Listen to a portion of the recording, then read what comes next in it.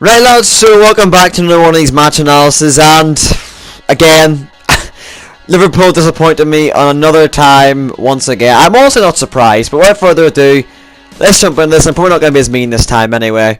Is it a surprise to anyone that I am starting with the worst keeper in the Premier League? I don't think it is, because, oh my goodness, to be fair to him, he pulled off some pretty good saves, especially that one from Spurs' corner with Alderweireld's header. That was an amazing save, but why he threw that away and did that, came off his line and practically gifted Danny Rose a goal. Like, I do not even know what made him do that. Like, Mignolet is literally the master of disaster. You never know what is going to happen. One match, he's playing good. The next match, he's literally terrible. I mean, except this time it was in minutes, so he's probably just played his last match to Liverpool, I got to say. If Karius does not start against Leicester, then I think we're in for a thrashing. But anyway, I'll give him the fact he gave some good saves, but he practically cost us the win there. Like, I mean, come on. In the left back, it is James Milner. Now, of course he was playing left back, which is not his position. But anyway, again, like Klein, you will never ever get a below average performance from Milner. He's an excellent player, and he just runs up and down that left hand side all day long, all match long, should I even say. And again, he had another incredible match as well. Obviously a very, very cool and collective penalty, which was very good. I'll get onto that penalty in a minute. And again, Milner obviously had a really good performance again, and I could see Milner getting dropped once Liverpool get a left back. I mean, because obviously he's ran his way into the Liverpool hearts, and I know he's a player that you just have to love. I mean, granted he is boring, like, but you know what I mean. He's one of those players you just have to like. I mean, maybe not other people might not like him, but I like him. You're dead on, Milner, dead on indeed. Another player who's making his Liverpool debut, and it was Joel Matip. Oh my goodness, am I satisfied with this signing? What a player. He is absolutely perfect for the Premiership. His height, his speed, everything, for a defender at least, he is absolutely perfect. He's what Liverpool have needed for so long. A centre-back who's going to lead from the back and not make stupid mistakes like what Lovren did in that match. Like, the amount of times Lovren drew away a foul and the amount of times Matip didn't, like, it really makes you compare. Who is really going to start in Liverpool's defence? Is it going to be Matip, or because Matip's guaranteed a starting place at this point, Matip or Lovren, or Matip and Klavan? Because I really don't know, but at least Matip had an excellent Premier League debut for Liverpool, and of course he nearly started that debut with a goal, which would have been absolutely amazing. It would have been another Jamie Carragher story, like, but yeah, granted, I thought he was excellent. That match, he was absolutely perfect. He was stopping Spurs from getting in, scoring goals, and he was just a perfect player all round there during that match. Hopefully he can keep up during the season. And what a bargain, for free too as well. Joel Matip, what a signing, Klopp, really. And now a player who, again, like Milner and Klein, you're never going to get a bad performance from him. It's Toby Alderweireld. Again, is there really much to say? I mean, he's an excellent player. Spurs, he's one of your own, pretty much. I mean, that's all I'm going to say. Granted, he is Belgium and the club's English, but yeah, of course. The header he nearly scored against Mignolet. What a save from Mignolet, that's all I'm going to say. We then had to go and throw that away again, but this obviously isn't about Mignolet, it's about his Belgian teammate Alderweireld. Alderweireld had an excellent match, and the header, he really should have scored, I thought, but Mignolet, again, with an excellent save. And yeah, like, Spurs are very lucky to have this guy. And his work rate just said everything about him. He's an excellent player. Him and Vertonghen are brick walls, not centre back for Tottenham. And again, as I said, Tottenham, Spurs, whatever you're called, you're very lucky you got this guy. And I wish we had him, pretty much. The Tottenham goal scorer, and it's Danny Rose. Now, me personally, I am not the biggest fan of Danny Rose. I thought he was playing a little bit dirty during that match. I mean, granted, Mane did practically snap him and break him, like, but yeah, I mean, you can just tell Danny Rose was obviously having trouble trying to mark Mane, which of course, I'll get on to Mane in a minute, but Danny Rose, of course, I'm not going to say the goal was fluky or anything like that, because Spurs deserved it in the last 10 minutes. They were playing well, and Mignolet just threw that all away. I mean, he probably just threw that goal in the toilet. I mean, he just gifted it to him, like, pretty much. But otherwise, it was a decent finish from Danny Rose, and all around, I think he had a decent match, even though I don't really like him as a Liverpool fan. I can't see why Spurs fans like him, but yeah, because they're Spurs fans and I'm not. So yeah, that's Danny Rose there for you. And the next player is Eric Dyer. And no, I'm going to go on this one. I should have said this in Danny Rose's one. That official does not know what offside and onside is. I mean, I'm going to get on this in a minute. I'm going to get on the Mane's offside goal in a minute. But oh my goodness, that official. Did the referee or anyone not think of saying anything when that happened? I mean, it's just ridiculous. And then, when Eric Dyer went on the run, he was clearly offside and the ref did not give it. I do not understand that. Why give away Mane's or an offside when he was clearly onside by a mile, and this guy was offside by miles and he got the goal? I don't understand that. What fourth officials are like, or not fourth officials, at least linesmen are like. I'm so glad, actually, I heard this in the news actually, the FIFA apparently bring in an extra assistant referee through video technology, which what the football has really needed for a long time. Offsides are one of those things that really are hard to get right, but now you should have got that one right at least. The next player I thought played really poor was Jordan Henderson. I mean, why Klopp gives this guy a chance every single match? I mean, I don't know. I get he's Liverpool captain, but he does not deserve to wear that armband. He's not fit to wear it. He really isn't. He's not a leader. He's no Gerrard whatsoever. And granted, I don't think anyone can go up to the standards that Gerrard had at Liverpool. And of course, but who else really does? And Henderson is not at all that person who's going to take the line and lead from there. He is not a good player, and Klopp tries to play him as a holding midfielder, which is not a good idea at all, because he's not a holding midfielder at least. And I do not think we'll ever get to see him in the way he played in the 14-15 season or the 13-14 season, or where Liverpool actually signed him, because ever since then, ever since last season, he's on a spiral downwards. And actually last season, Milner was more captain than he was.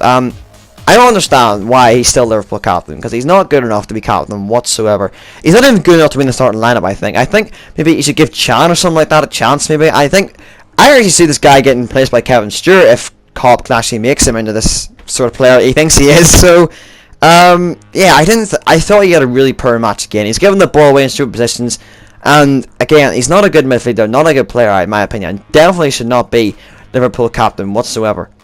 Another player who I, again, do not like, it is Dele Alli. Now, I was absolutely disgusted when he actually did this. Whenever Firmino was getting up, Dele Alli actually shoved Firmino in the shoulder barge, and right in front of the fourth official, the two managers, Klopp and Pochettino, and there's one of them not even think the same. I'm sure Klopp's seen it like, but the fourth official, what was he at? It was literally right in front of him. I didn't do anything. I mean, it's disgusting how bad players act in this time right now. It really is. And Dele Alli is that example. Granted, he is an excellent player, and I really wish we did have him, because I wouldn't be saying the same thing if we had him. Because, of course, back when Suarez was at Liverpool, a lot of people said he was very much the dirtiest player in the league, and I can definitely admit that now. I can definitely admit it back then as well, for all the biting and of course, all the bans and everything like that. But Dele Alli, great player, disgusting attitude anyway, and really, Spurs really need to control this guy, because he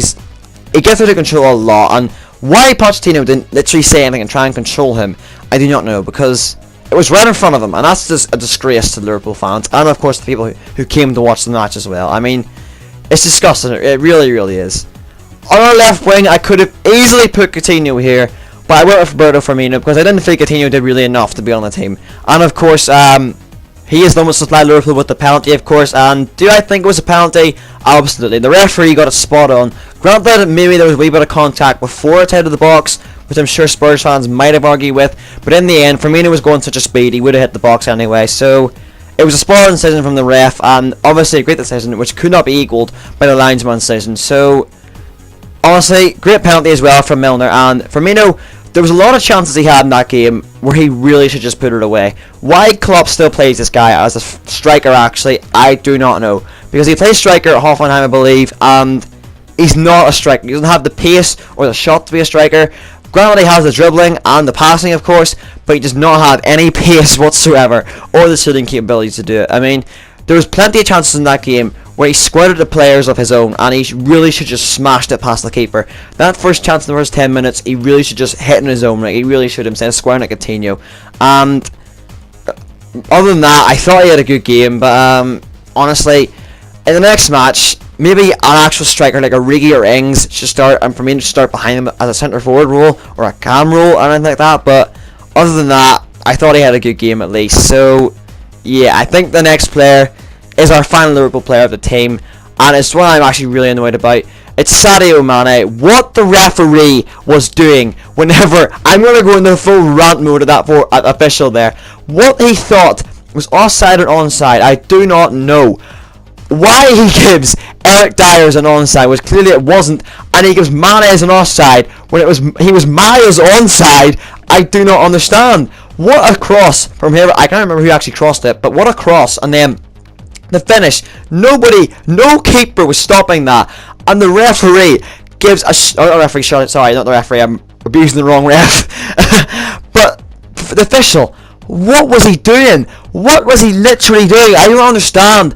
Like, I'm so glad FIFA are doing this, bringing in video technology now for the offsides. The offsides only are the one thing that need video technology. They're the one thing that officials get wrong so much on a matchday basis, and it's just stupid to see. When you go back over it, when you're watching it at home or during the match, you really just think, and you really just want to hit that guy who does that. But at least Mane had a great performance again. He was running down that pitch trying to get the ball. Of course he get the yellow card, but that's what he does.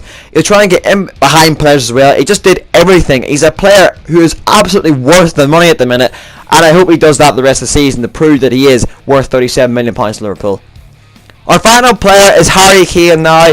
Of course, he is still yet to score in August, which I'm sure may be quite annoying for him, but at least I thought he had a very good game. And of course, it's Harry Kane. He's one of Spurs' own pretty much, and I really wish we had him, and that's what Spurs are lucky about. This guy said, I think before the match, that he wanted to retire at Spurs, so he's only, I think about 2019 or something like that. I have no idea what age he is, but yeah, Spurs fans, you're very, very lucky you got this guy, and I really wish we had him. I mean, maybe Klopp should go after him, but I'm not putting anything out, Klopp. Maybe we should just delay day transfer, you know what I mean? But anyway, pretty much, Harry Kane, he always starts through the Premier League, but soon enough, he'll be banging in goals, just left, right and centre. Alongside Jimmy Vardy, I think he'll be banging in goals left, right and centre again soon enough, and I think he did score today as well. And yeah, I mean, I think maybe he has to wait the next year to score in August, but hard luck, Kane, but you have to wait till next year. There always is next year after all. So yeah, that's the team. Let's do an overall review. Okay, so what I thought of the match, I thought Liverpool played well up until the 70th minute. That's when Spurs scored. Spurs started playing well upon the 60th minute, which in the end, Liverpool deserved the 3 points. I mean, I'm not saying that because I'm a Liverpool fan. I mean, I said it last time when I was doing the Burnley match review, that Burnley deserved all 3 points because they were far better than us on that match. But pretty much, Liverpool, I don't know what is going on at that top club at the minute right now, because I get that they played well, but that keeper, there's no words to describe how bad Mignolet is. I feel like he would ruin any side if he was in if the likes of Bayern Munich or Real Madrid had Mignolet, only Mignolet, I feel like they wouldn't even be near as good as they were at the minute, because Mignolet is just an absolute tube, and he's brung down Liverpool a lot, pretty much. And I'm really hoping Karius starts against Leicester. I know it's a bit of a risk, but for flip's sake, get Mignolet out of those 2 posts. He's just an absolute tube and should not be playing for a club like Liverpool. He really, really should not. Anyway, that is the end of the match review for Liverpool and Tottenham. Do I think Liverpool deserve the 3 points? I'm between the middle on that one, because obviously Liverpool played well the entire match, the first half, and up until the 60th minute and the 70th minute as well.